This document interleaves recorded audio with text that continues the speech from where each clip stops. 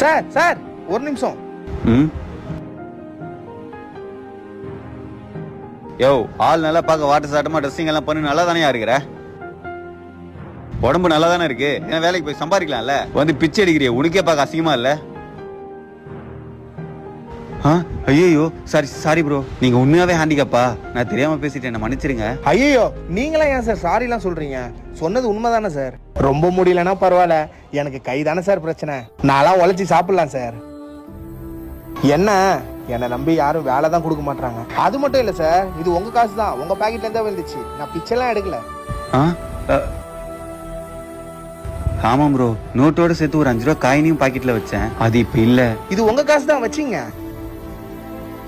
Sorry bro, எனக்கே மனசு ரொம்ப கஷ்டமா இருக்கு, என்ன மன்னிச்சிருங்க. பரவாயில்ல சார், போயிட்டு வாங்க.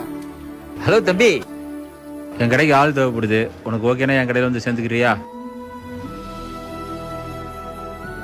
எனக்கு எந்த பிரச்சனையும் இல்லப்பா, நீ தாராளமா வரலாம். எனக்கு ஓகே சார்.